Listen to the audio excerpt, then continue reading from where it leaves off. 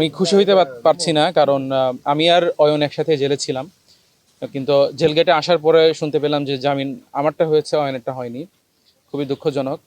আহ, কালকে যখন আমরা বিকাল 5টা পেরিয়ে গেল এবং পেরিয়ে যাওয়ার পরও যখনও অয়নকে কোর্টে প্রডিউস করা হলো না, তখন এটা যেটা মুসা ভাই বলছিলেন যে আন্তর্জাতিক আইনের পরিপন্থী, মানবাধিকার পরিপন্থী, সেটার বিপক্ষে আমি একটি সংবাদ সম্মেলনে ডাক দিই।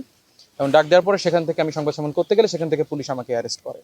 এবং যেটি মুসা ভাই যথার্থই বলেছেন যে আমাদেরকে, ইভেন আমাকেও, মানে অয়নের ব্যাপারটা তো কমপ্লিটলি, এটা তো আপনারা জানেন, আমাকেও এমনভাবে ইয়ে করছেন। আমাদের আইনজীবী ছিলেন ইসমাইল ভাই, ওনাকে সময় দেওয়া হয়নি। আমাকে যখন এখানে আনা হয়েছে তখন উনি বেল পিটিশনের জন্য আবেদন করার জন্য বলে গেছেন, কিন্তু আমি যখন জিজ্ঞেস করছি আমার আইনজীবী আসার কথা, বলছেন আপনার কোনো আইনজীবী আসে নাই। সো কমপ্লিটলি মিথ্যা তথ্য আমাকে দেওয়া হয়েছে এবং তারপরে আমাকে জেলে নিয়ে যাওয়া হয়েছে।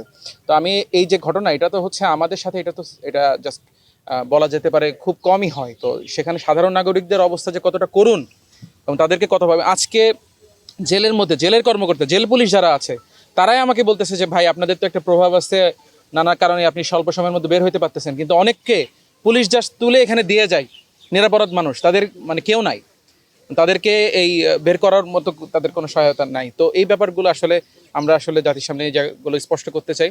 তো আমাকে শারীরিকভাবে লাঞ্ছনা করা হয়নি, তবে যখন আমাকে অ্যারেস্ট করা হয় তখন আমার সাথে অবমাননাকর আচরণ পুলিশ করেছে। আপনারা দেখেছেন আমার হাত থেকে তারা ফোন কেড়ে নেয় এবং তারা অনেকটা তুই তোকারের মতো করে আচরণ করে, যেটা আমার লাইভে আছে, আপনারা দেখেছেন।